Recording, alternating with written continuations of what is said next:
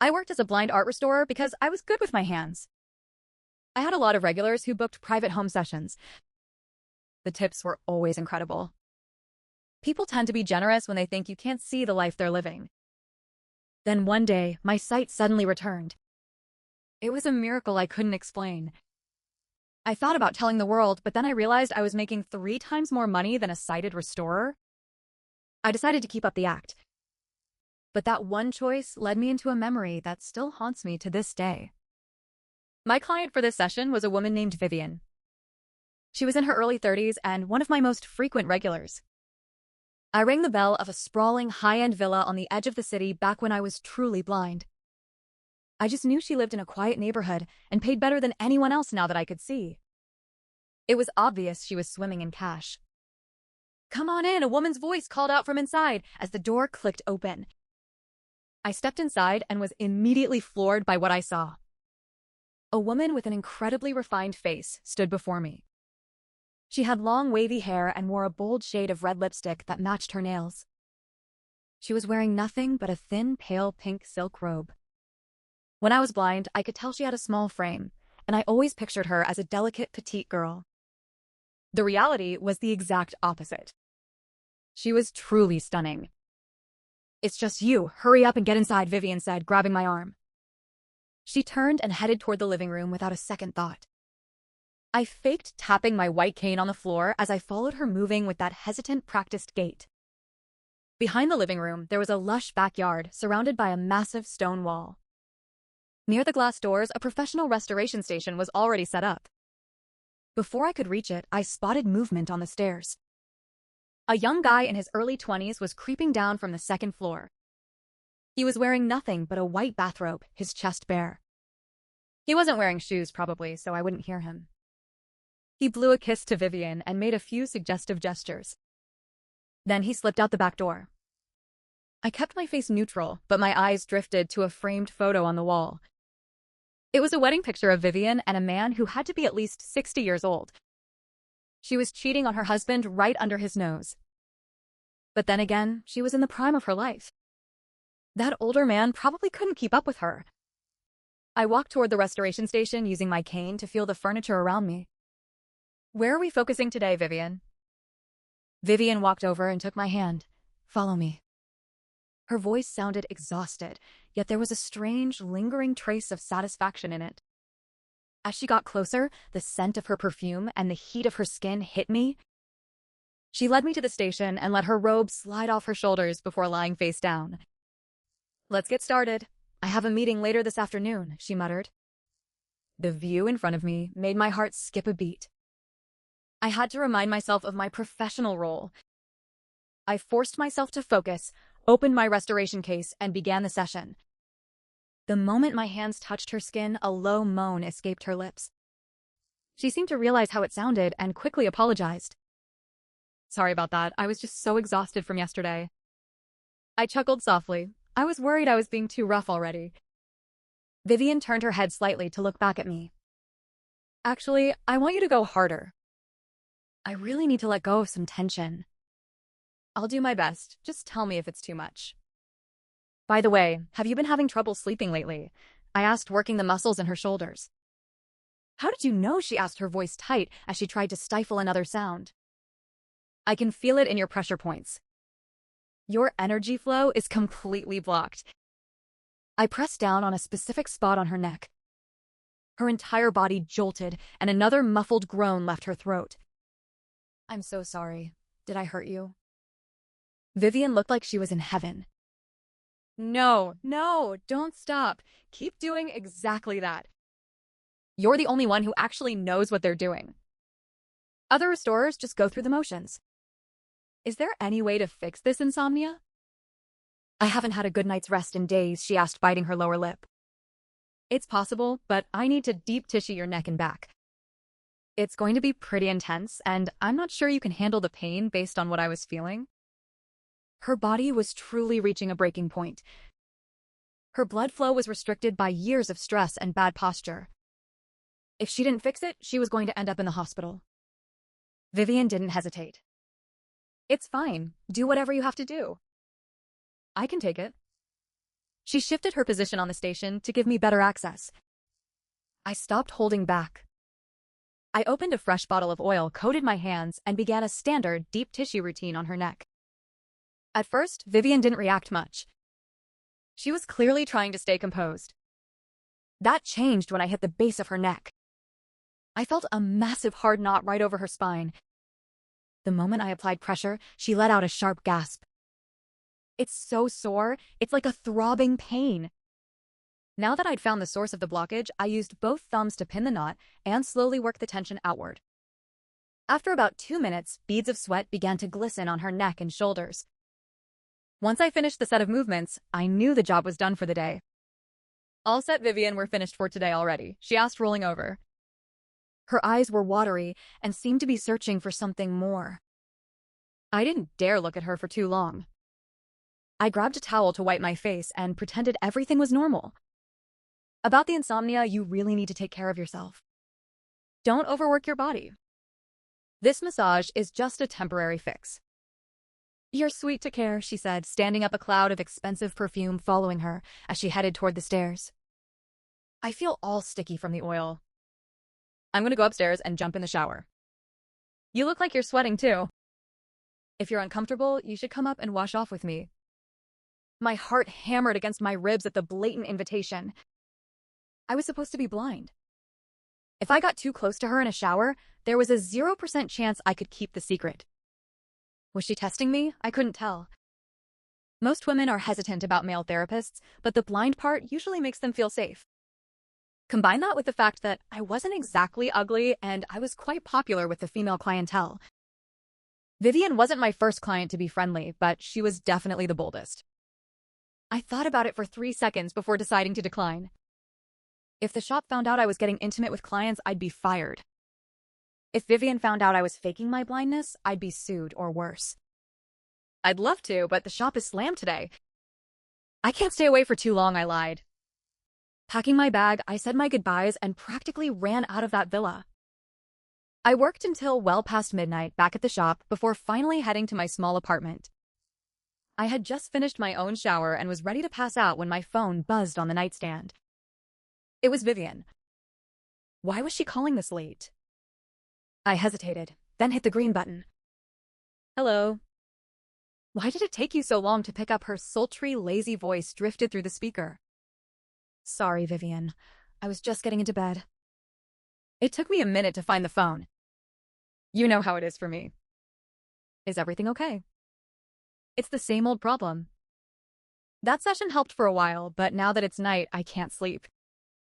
"Can you come over right now and work on me again?" Vivian was gorgeous. Her vibe was top tier. She was better looking than most celebrities on TV. Any man would dream of a woman like her, and I was no exception. But I knew my place. Women like Vivian were dangerous for guys like me. "Vivian, it's the middle of the night." "It's probably not a good idea," I stammered. "Don't worry about that, just grab a ride. I'll make it worth your while. I'll pay you double." Since she put it that way, I couldn't really say no. I was doing this job for the money after all, and Vivian was a goldmine. I agreed, got dressed, and headed back to the villa. I had no idea that this single decision was about to lead me down a path of no return. The high-end villa looked entirely different under the silver clinical glow of 2 in the morning. The manicured boxwood hedges cast elongated knife-like shadows across the cobblestone driveway. As my ride pulled away, its red taillights bleeding into the damp fog, a profound silence settled over the estate. It was the kind of quiet that belonged to places isolated by vast wealth and massive stone walls. A silence that felt less like peace and more like a vacuum. I walked up the front steps, my white cane swinging in a familiar practiced arc. Top, top, top. The sound resonated hollowly against the slate porch. I didn't need the cane to navigate. My eyes, clear and sharp in the moonlight, took in every detail. The polished brass house numbers the security camera nestled quietly beneath the portico, its tiny infrared ring glowing like a dormant eye. I made a mental note to keep my chin angled downward, ensuring the camera captured only the top of my head and my vague, unfocused posture. Before I could reach for the brass knocker, the heavy oak door creaked open. Vivian stood in the dimly lit foyer. The pale pink silk robe from earlier had been replaced by a deep burgundy one wrapped loosely around her waist and tied with a silk sash. Her long, wavy hair was slightly damp at the ends, cascading over one shoulder. Without the heavy red lipstick she wore during the day, her face looked softer, younger, but underlined by dark, bruised crescents of exhaustion beneath her eyes. "You took your time," she whispered. Her voice carried a raspy edge stripped of its earlier playful bravado. "I had to call a ride, Vivian," I said, keeping my eyes fixed on a spot above her left eyebrow. The classic trick I learned to simulate a lack of visual fixation. And it takes me a minute to feel my way down the stairs of my building. "Right, sorry." She reached out her warm, manicured fingers wrapping around my forearm. Her grip was surprisingly tight, almost desperate. As she guided me across the marble foyer, I noticed that her hand was trembling slightly. The scent of her expensive floral perfume was heavy, but beneath it lingered the distinct metallic sharp note of cold sweat. "Is the restoration station still set up by the glass doors?" I asked, allowing my feet to drag slightly, mimicking the hesitant stride of a visually impaired man in an unfamiliar room. "No," she murmured, her voice dropping an octave as she led me toward the grand, winding staircase in the center of the hall. "Upstairs in the master suite. The air conditioning down here is broken. It's too cold." My heart gave a faint, instinctual thud against my ribs. "Upstairs, the second floor, where the young man in the white bathrobe had crept down earlier, the personal domain of the 60-year-old husband in the framed wedding portrait." "Vivian," I paused at the base of the stairs, my cane prodding the first wooden riser. "You know, shop policy. Private home visits are strictly for designated open areas. Bedrooms are." "I'm paying you double, Caleb." She cut off, turning back to face me.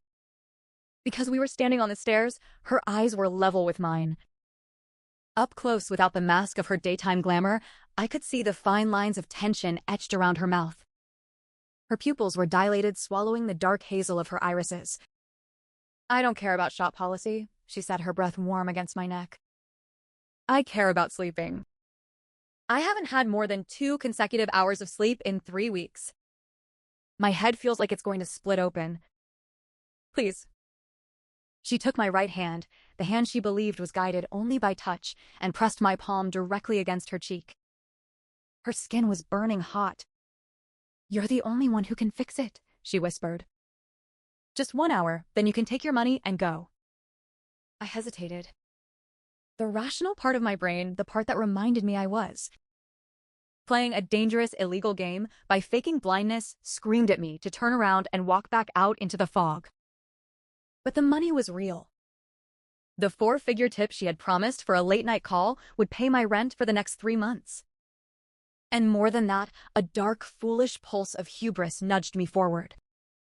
I was a master at this. I had fooled her for 6 months. I could fool her for another 60 minutes. "All right," I said softly, letting my palm drop from her face with a slow, gentle slide. "Lead the way." The master suite on the second floor was vast, taking up almost the entire east wing of the villa. A massive king-sized bed stood against the far wall, flanked by floor-to-ceiling windows that overlooked the dark canopy of the backyard trees. A portable restoration station had indeed been moved up here, set up near the foot of the bed on an oriental rug that muffled our footsteps. On the nightstand beside the bed sat a half-empty glass of amber liquid and a small amber plastic prescription bottle with its label torn off. "Lie down, face down," I instructed, unzipping my canvas bag and pulling out a bottle of unscented oil. "Let's work on the thoracic spine first. That's where the tension from your shoulders is draining." Vivian didn't argue. She untied the sash of her robe, letting the burgundy silk pool at her feet before climbing onto the station, clad only in her thin undergarments. She draped a white towel over her lower back and rested her face in the padded cradle. I stepped up to the head of the station. I poured the cold oil into my hands, rubbing my palms together until the friction generated a steady, radiating warmth. When I placed my hands on the base of her neck, Vivian let out a long, ragged shudder. "You're burning up, Vivian," I murmured, my thumbs beginning slow, methodical circles along the base of her skull. This isn't just muscle fatigue. Your central nervous system is in overdrive. What are you so stressed about? Life, she rasped into the face cradle. Her voice sounded muffled, distant. Money, marriage, the usual. Your husband, I said, carefully testing the waters while applying pressure to her upper trapezius. Is he away on business? I felt her entire body lock up instantly under my hands. The muscles along her spine turned as hard as cold iron. Why do you ask that? Her voice came out sharp, defensive. I've been coming here for 6 months. I lied smoothly, keeping my voice low and soothing. The tone of a detached professional. I've never heard anyone else in the house. It must get lonely in a place this big. The tension in her shoulders slowly eased, though her breathing remained shallow. He travels a lot. Import-export. He's in Singapore this week, or Tokyo. I stopped keeping track. Singapore or Tokyo. I thought remembering the young man in the white bathrobe who had blown her a kiss 6 hours ago. Right. I deepened my strokes, sinking my thumbs into the dense tissue beside her shoulder blades. My restored sight gave me a massive unfair advantage that I was only now fully realizing. When I was truly blind, I had to feel for the microspasms in the muscle fibers, relying entirely on touch feedback. Now I could see the subtle flushing of her skin, the micro twitches of her nerves before my fingers even made contact. I was working with surgical precision. Within 15 minutes, the rigid knots beneath her skin began to melt. Vivian's breathing slowed, growing deep and rhythmic. She murmured her words, slurring together as sleep finally began to pull her under. You really have magic hands, Caleb. I don't know what I'd do if I lost you. Just relax, I whispered, continuing the slow, sweeping strokes down her spine. Let it go. Her head drifted to the side in the face cradle, her eyes closed, her long lashes resting against her cheeks. Within 5 minutes, she was dead to the world, breathing softly, completely overtaken by the profound exhaustion that follows the release of chronic physical tension. I stopped. I wiped the excess oil from my hands onto a towel and took a step back. The room was silent, except for the faint hum of the central heating and the steady rhythm of her breath. Task complete, I thought. Collect the fee from the envelope on the dresser, leave a note, and get out. I turned toward the oak dresser near the door where she usually left my payment. But as I reached out to pick up the thick paper envelope resting beside her jewelry box, my eyes caught something tucked into the crack of the bottom drawer. It was a sliver of dark fabric, heavy canvas, sticking out from the furniture. Ordinarily, I would have ignored it. I was a restorer, not a private investigator. But as I stepped closer, my gaze drifted to the floor beneath the dresser. There were faint, dusty shoe prints on the dark hardwood floor. Large prints, size 11 or 12 work boots, trailing a fine dust of white plaster and dried mud. The young man in the bathrobe had been barefoot. The older husband was away in Asia. My instincts, honed by months of hyper-awareness while faking a disability, screamed at me to step away. But my eyes, my greedy, newly restored eyes, couldn't stop looking. I reached down, caught the corner of the bottom drawer, and pulled it open 2 inches. Inside, resting on top of a pile of folded winter sweaters, was a heavy black leather portfolio unzipped at the top. Nestled inside the foam lining was a collection of items that made my blood run cold. First, a series of high-resolution photographs showing Vivian's husband in meetings with foreign officials. Next, a set of forged documents, official-looking certificates with the same signatures repeated in slightly different angles. And finally, a stack of handwritten ledgers with names, dates, and figures in the tens of millions. At the very bottom lay a small velvet pouch containing a set of custom embossing stamps and wax seals. This wasn't drug money or weapons. This was an elaborate, high-end forgery operation. Someone was fabricating historical documents, diplomatic papers, and authentication records for what looked like the international art and antiquities market. My hands were trembling as I gently replaced everything exactly as I had found it. I slid the drawer shut and took a step back. I needed to leave immediately. I turned toward the doorway, and that's when I spotted it on the dresser's surface. A small device I hadn't noticed before. It was a compact camera no bigger than a matchbox, mounted discreetly inside a decorative ceramic vase with a tiny lens pointing directly at the drawer. My stomach dropped. Vivian wasn't just wealthy. She was meticulous. She was watching everything. I looked around the room more carefully and noticed two more similar cameras. One embedded in the base of a lamp aimed at the bed. Another hidden inside a book on the shelf pointing toward the restoration station. This entire villa was a surveillance operation. I had been filmed the entire time. Every moment of every session, every expression on my face, every time I looked directly at something I wasn't supposed to see, it was all on record. My breath caught in my throat. I needed to get out of here before. Caleb. Vivian's voice came from the bed. She was stirring. Her eyes were still closed, but she was shifting position. Are you still there? I froze. My mind raced.